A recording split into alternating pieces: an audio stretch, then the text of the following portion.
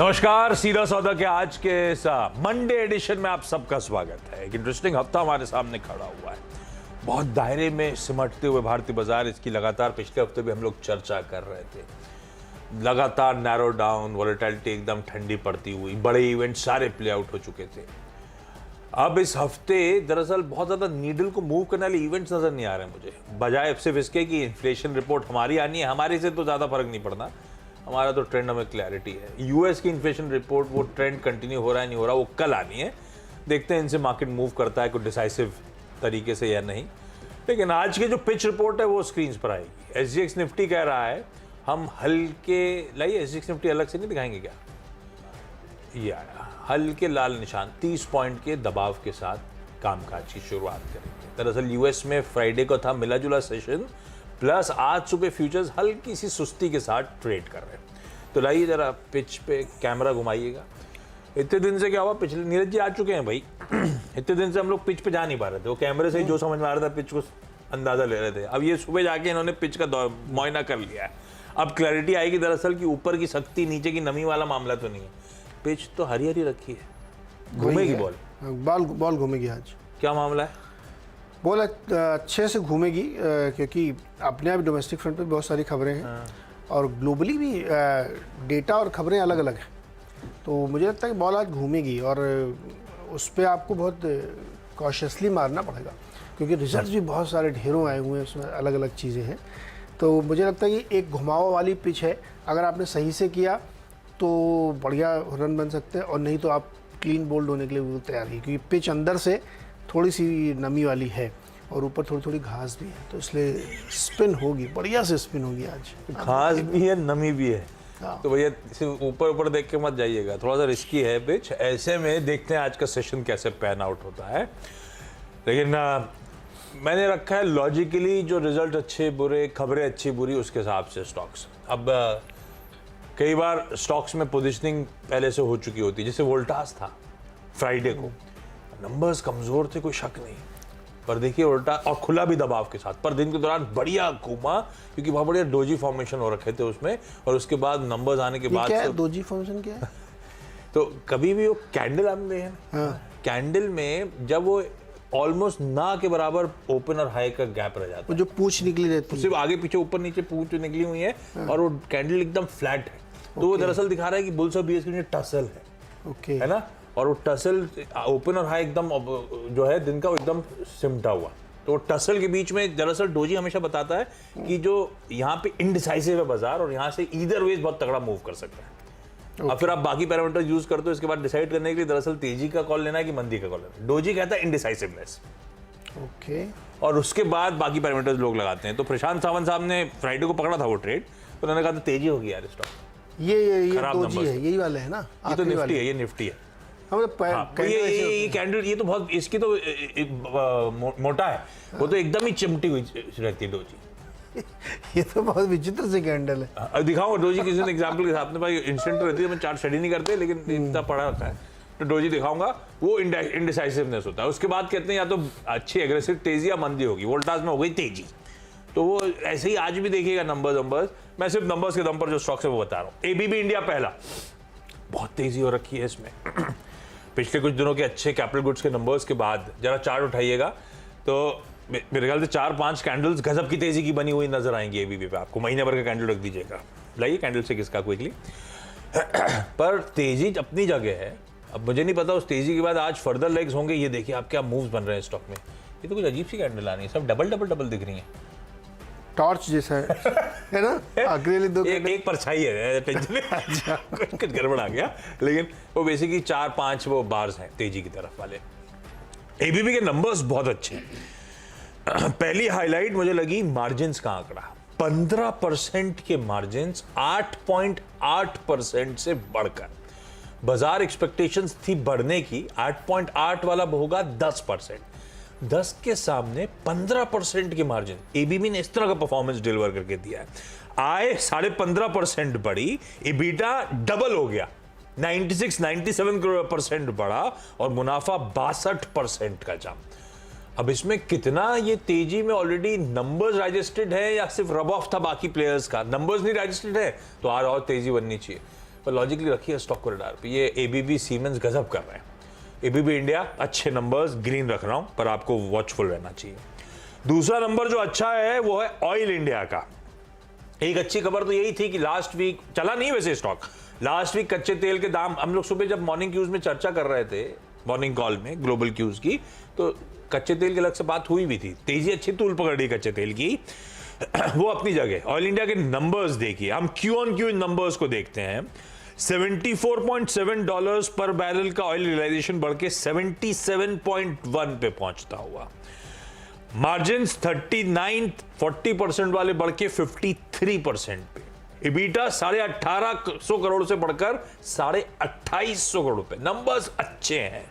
Company कह रही है नुमालीगढ़ रिफाइनरी का एक्सपेंशन FY 24-25 में कंप्लीट कर देगी। वो बढ़िया चल रहा है, मुझे लगता है स्टॉक को रडार पर रखना चाहिए। अच्छे मूव्स एंजॉय कर रहा है बावजूद इसके कि पोस्ट वो विंडफॉल रियलाइजेशन तो सरकार ने करा, उसके बाद भी परफॉर्मेंस बुरा नहीं है। मैं एबीबी ऑल इंडिया अच्छे नंबर्स में कैटेगराइज कर रहा हूं। अपोलो माइक्रो सिस्टम्स, वो डिफेंस रिलेटेड स्टोरी, बहुत अच्छा परफॉर्मेंस। आय 27% बढ़ी, इबीटा 62% बढ़ा, मार्जिन 500 बेसिस पॉइंट के आसपास का इंप्रूवमेंट, और मुनाफा ऑलमोस्ट डबल हो गया। हालांकि छोटा नंबर है मुनाफे के आंकड़े में, डबल होता हुआ आपको नजर आएगा। तो एबीबी वो मार्जिन 15% हाईलाइट, ऑयल इंडिया वो रियलाइजेशंस क्यू ऑन क्यू तगड़ा जंप, और तीसरा ये अपोलो माइक्रो सिस्टम्स, बेसिकली इसके अच्छे मार्जिन परफॉर्मेंस है। तो फिर ये तो ऑलराउंड बीट है, प्रॉफिट डबल हुआ है, अपोलो माइक्रो सिस्टम को ग्रीन रख रहा हूं। ओके, हमारे में 3 में जो पहला स्टॉक है वो कोल इंडिया है, और इसको मैंने रेड में रखा है। रेड में इसलिए रखा है इसको क्योंकि जो इंटरनेशनल प्राइसेस हैं कोल के, वो बहुत तेजी से गिरे। 1 महीने में 42% की फॉल है।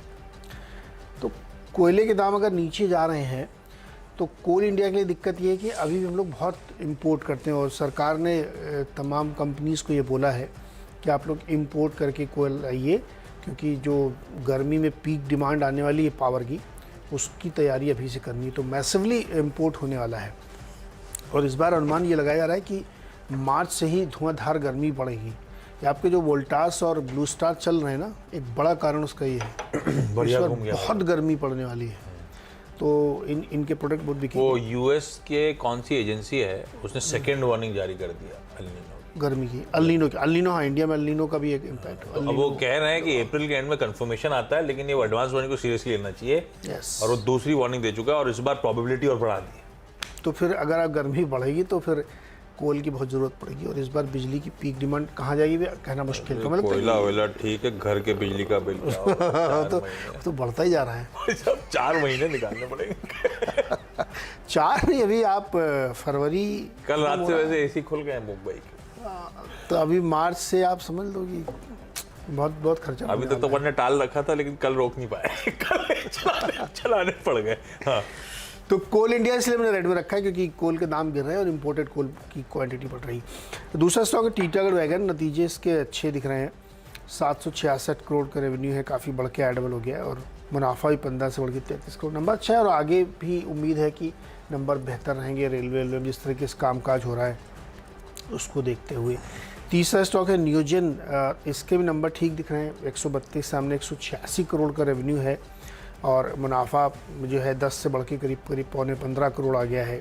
तो ये इंटरेस्टिंग नंबर दिख रहे हैं। हालांकि मार्जिन में इन्होंने थोड़ी सी हिट ली है, लेकिन इसलिए मैं इसको ग्रीन में रख रहा हूँ क्योंकि जो नंबर्स हैं वो एक्सपेक्टेशंस के मुताबिक हैं, और ऑपरेटिंग नंबर्स भी यहाँ पे 27% बढ़ा के उन्होंने दिखाए हैं। तो थोड़ा सा मार्जिन हिट है, लेकिन ऑपरेटिंग नंबर बेटर है, तो नियोजन को भी ग्रीन में रखा जा सकता है। ओके, कुछ और ग्रीन वाले नंबर्स बताता हूँ जो अच्छे लगे। लेमन ट्री होटल्स वैसे करेक्ट होके कंसोलिडेट कर रहा है, और नंबर्स बहुत स्ट्रांग है। वैसे सीजनली स्ट्रांग क्वार्टर होता है, पर ये कोई आर्ग्यूमेंट नहीं हुआ, क्योंकि पिछले साल भी सीजनली स्ट्रांग क्वार्टर से ही कंपेयर कर रहा हूं मैं। फिर भी कोविड के और प्रकोप रिड्यूस हुआ होगा, सबका फायदा हुआ होगा, लेकिन नंबर्स देखिए।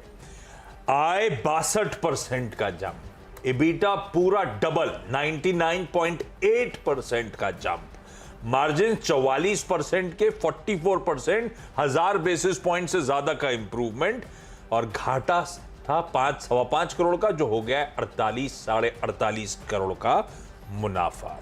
वजह बहुत स्ट्रॉन्ग ऑक्यूपेंसी पूरे क्वार्टर में बढ़िया इंप्रूव हुई और दिसंबर की ऑक्यूपेंसी तो 77% के आसपास।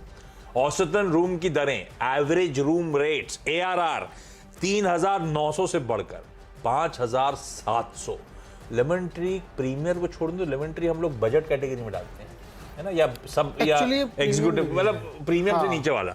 अगर ये 5,700 की औसत रूम निकाल देते हैं तो प्रीमियम वाले पता नहीं किस तरह से पे करा रहे होंगे। गजब है।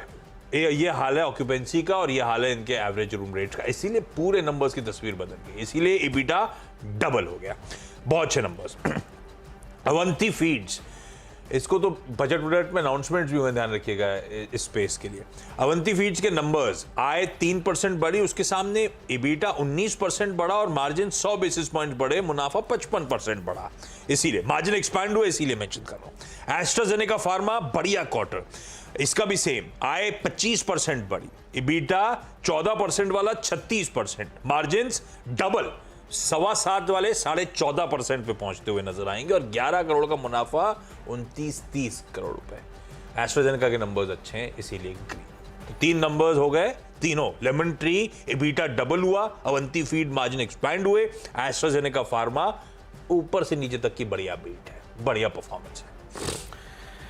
ठीक है, चौथा हमारा जो है फ्यूज़न माइक्रो, 459 करोड़ का रेवेन्यू है, जो पिछली बार 281 करोड़ था और प्रॉफिट जो है तो मतलब बिल्कुल मिनिस्कुल था, 90 लाख था, वहाँ से बढ़ के 102 करोड़ आया है। ज़बरदस्त आउट परफॉर्म किया है कंपनी ने और इसमें कई सारे ब्रोकरेज हाउस ने ना, जैसे CLSA ने 550 रुपये का टारगेट दिया विद बाई कॉल, और उनका मानना है कि एक बढ़िया नंबर से इन्होंने पेश किए। हेल्दी AUM ग्रोथ है 45% की साल दर साल, तो इसको ध्यान में रखा जा सकता है फ्यूज़न माइक्रो को। 5वां स्टॉक है गैलेक्सी सर्फेक्टेंट्स और इसके नंबर भी ठीक दिख रहे हैं। 929 के सामने 1,080 करोड़ का रेवेन्यू है और 45 के सामने 106 करोड़ का प्रॉफिट है और ऑपरेटिंग नंबर भी 58 के सामने 131 करोड़ निकल के आए हैं। तो नंबर ठीक ठाक यहाँ पे भी दिख रहे हैं, यहाँ पे भी एक मजबूत ट्रेड होने की संभावना हो सकती है। 6वां स्टॉक है टेक्समैको रेल, इसके भी नंबर काफ़ी बढ़िया दिख रहे हैं। 470 के सामने 625 करोड़ का रेवेन्यू और ऑपरेटिंग नंबर में देखें आप तो 9 के सामने करीब 20 करोड़ का इन्होंने नंबर पेश किया है। तो नंबर जितने भी इंफ्रा रेलवे से जुड़ी कंपनीज हैं, इनमें अभी टीटागढ़ वैगन भी आपने देखा होगा, नंबर अच्छे हैं उनके भी, तो यहाँ पे भी नंबर बेटर हैं।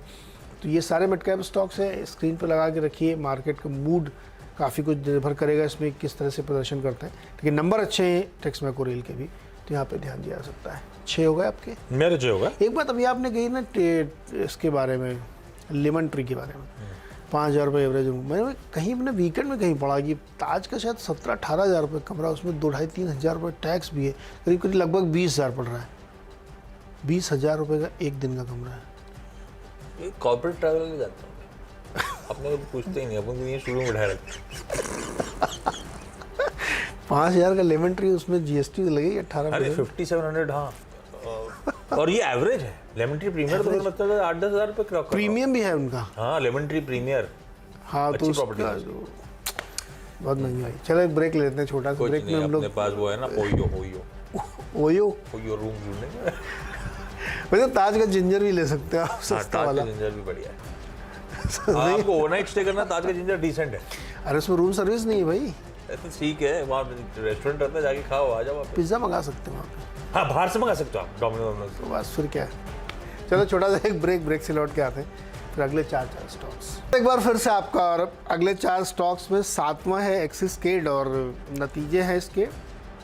देखिए, इनको 7.8 करोड़ के सामने 10 करोड़ का नुकसान है और इनका लेकिन रेवेन्यू 27% बढ़ा है, 215 करोड़। EBITDA 60% बढ़ा है, 32 करोड़ के आसपास आया है। मार्जिन इनके 11.7 से 14.7% आए हैं। तो नंबर इसलिए मुझे ठीक लग रहे हैं, इसीलिए इसको मैंने ग्रीन में रखा है। फिर इसके बाद अगला स्टॉक है टार्सन्स प्रोडक्ट। इसके नंबर जो है ना कमज़ोर है।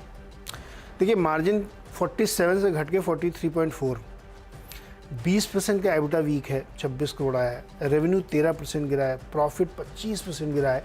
हालांकि इसके नंबर्स काफ़ी समय से कमज़ोर आ रहे हैं, स्टॉक की अच्छी खासी पिटाई हो चुकी है, लेकिन मुझे लगता है ये नंबर और भी ज़्यादा ख़राब है, तो दबाव रहेगा यहाँ पे। 9th स्टॉक है एल्केम लैब्स, ये इंटरेस्टिंग है। एल्केम लैब में जो ब्रोकरेज हाउसेस हैं उन्होंने इसकी बढ़िया रेटिंग दी है। तो 2 रेटिंग मैं आपको बताता हूँ जिस पे आपका ध्यान जाना चाहिए, जिसमें बड़े बड़े इंटरेस्टिंग टारगेट्स दिए हैं। एक ने टारगेट दिया है काफ़ी ऊपर का, जिससे उनको लगता है कि यहाँ पे एक बड़ी तेज़ी बन सकती है। उनका नाम है नोमुरा। उन्होंने इसका टारगेट दिया है 3772 रुपये का, और उनका माना Q3 रिजल्ट जो है अनुमान से बेहतर है। यहाँ पे यूएस सेल्स ने काफ़ी सपोर्ट दिया है, सीजनल डिमांड थी, मार्जिन जो हम लोग 2023 में जो एक्सपेक्ट कर रहे हैं वो काफ़ी इम्प्रूव होगी। लेकिन जेफरीज कहते हैं कि इनका अंडर परफॉर्म की कॉल है, टारगेट 2800 रुपये का। अब ये 2800 और 3772, सर बहुत लंबा डिफरेंस है, 1000 रुपये का। ऐसा कैसे हो सकता है? आप तेजी की तरफ बैठ कर रहे हो, लेकिन हम तो तेजी वाले आदमी हैं, तो हम नोमुरा की तरफ जाएंगे। तो 3700 वाले टारगेट को ध्यान में रखते हुए मैं इसको ग्रीन मान रहा हूँ। हालांकि जेफरीज पता नहीं क्यों कह रहे हैं कि ये काफ़ी यहाँ से कमज़ोर हो सकता है। हालांकि इतना डिफरेंस होना नहीं चाहिए कि 1000 रुपये के अंतर टारगेट में। नंबर तो वही है, सब दोनों एक ही साथ पढ़ रहे होंगे। ऐसे ही ल्यूपिन को लेके स्ट्रीट डिवाइडेड है, वोल्टास को लेके स्ट्रीट डिवाइडेड है। वो सब ब्रोकरेज रिपोर्ट जब आगे आएंगे 8 बजे ना, उस पर चर्चा बाय सेल, एक का बाय एक का सेल, बहुत वेरी टारगेट ऐसे चल रहा है इस समय। खैर अच्छा रुको, मेरा एक 10वां स्टॉक जो है महिंद्रा एंड महिंद्रा, उसमें भी इंटरेस्टिंग है। ब्रोकरेज की बहुत सारी रिपोर्ट्स हैं। तो नोमुरा की है 1718 की टारगेट के लिए, जेपी मॉर्गन की 1520 की है, गोल्डमैन सैक्स की 1600 रुपये की है, और CLSA की है 1583 की। तो इसमें सारी रिपोर्ट्स काफ़ी पॉजिटिव है, तो इसलिए M&M को जो है ग्रीन में मैंने रखा है। यहाँ पे ध्यान रखना चाहिए। नंबर अच्छे थे M&M के, बहुत अच्छे नंबर थे, मार्जिन बढ़िया एक्सपैंड। वो XUV 700 जैसी गाड़ियाँ बिकेंगी तो मार्जिन तगड़े एक्सपैंड होंगे। 13% पे मार्जिन आए इसके। खैर अगले स्टॉक्स में बालकृष्ण इंडस्ट्रीज को मैं रेड लेके चल रहा हूँ। बहुत ही कमजोर परफॉर्मेंस आया है। आय साल दर साल केवल 7% बढ़ी, उसके सामने EBITDA 17% गिरा, 24.5% वाले मार्जिन घट के 19% पहुंचते हुए, और मुनाफा 70% उड़ गया। 1000 करोड़ वाला 339 करोड़ वाला मुनाफा केवल 100 करोड़ रुपए आता हुआ नजर आया। कंपनी कह रही है कि फिलहाल चैनल इन्वेंट्री क्लियरेंस है एंड मार्केट्स में, उसके चलते इस तरह के नंबर्स हैं, और रिसेशन के फियर्स डिमांड को हिट कर रहे हैं। यह है ग्लोबल एक्सपोजर की दिक्कत। बालकृष्ण इंडस्ट्रीज के नंबर्स कमजोर। अच्छा अगला स्टॉक, पहले तो मैं कंफ्यूजन में था, 2 रेड मैंने रेड रखे थे, उनमें से एक हटाया मैंने। हालांकि मुझे डिलीवरी भी कमजोर नंबर्स लग रहे हैं, बट डिलीवरी कई सारे एनालिस्ट मानते हैं कि हमारी एक्सपेक्टेशन से बेहतर है। ऑन द फेस बहुत कमजोर है डिलीवरी के नंबर्स, पर ठीक है उसे हटा रहा हूं, क्योंकि आज वो पेटीएम का ओवरहैंग खत्म हुआ है। अलीबाबा स्टेक सेल का पता नहीं है लीडरशिप में उसके कैसा बिहेवियर होगा बाकी न्यू एज कंपनीज का। तो मैंने रूपा इन कंपनी को रेड रखा है। आय 45-46% गिरी है साल दर साल, और उसके सामने मुनाफा 90% उड़ गया। अंडरवेयर इंडेक्स कहता है अंडरवेयर की सेल जब गिरती है तो इकोनॉमी दिक्कत में आती है। आप ऐसा कुछ एक्सट्रापोलेट करना चाहोगे क्या? मैं हिंदी में कुछ नहीं बोलना चाहूंगा, छोड़ देता हूं। इंडिगो पेंट्स अच्छे नंबर्स डिफेंड कर, अच्छे नंबर्स इसलिए क्योंकि इसको पर्सपेक्टिव में रखने की जरूरत है। क्या हुआ था एशियन के साथ, क्या हुआ था बर्जर के साथ, क्या हुआ था पिडिलाइट के साथ, है ना। ऑपरेशनली परफॉर्मेंसेस बहुत वीक थे, मार्जिन्स बहुत ज्यादा कॉन्ट्रैक्ट हुए थे इन रिलेशन कंपैरेटिवली। कुछ दिन पहले पिछले हफ्ते मैंने एक्सो नोबेल मेंशन करा था। एक्सो नोबेल जो इसीलिए मेंशन करा था कि उसने भी अपने मार्जिन्स डिफेंड करके दिखाए थे। इंडिगो पेंट्स की हाईलाइट ये है कि इसके मार्जिन्स 14.4% पे वर्सेस 14.6%, यानी कि मार्जिन्स डिफेंड करके दिखाए, सिर्फ इसीलिए ग्रीन लेके चल रहा हूं। और BEML ऑर्डर बैक करा है इन्होंने, 377 करोड़ रुपए का ऑर्डर है ट्रैकविड माइन प्लो सप्लाई करने के लिए। इसने जीता था, थर्मैक्स ने जीता था। थर्मैक्स का एक छोटा ऑर्डर था इसलिए छोड़ दिया मैंने, उसको टीम में नहीं रखा, लेकिन उस पर स्टॉक्स न्यूज में आगे चर्चा हो जाएगी। BEML के ऑर्डर और बढ़िया कंसोलिडेशन के बाद ये ऑर्डर की न्यूज शायद थोड़ा सा तूल दे दे, इस होप में इसको ग्रीन लेके चलता हूं। 10 स्टॉक्स पूरे हो चुके हैं। क्विकली छोटा सा ब्रेक के उस पार जब लौटेंगे तो टीम्स का एक क्विक रैप अप।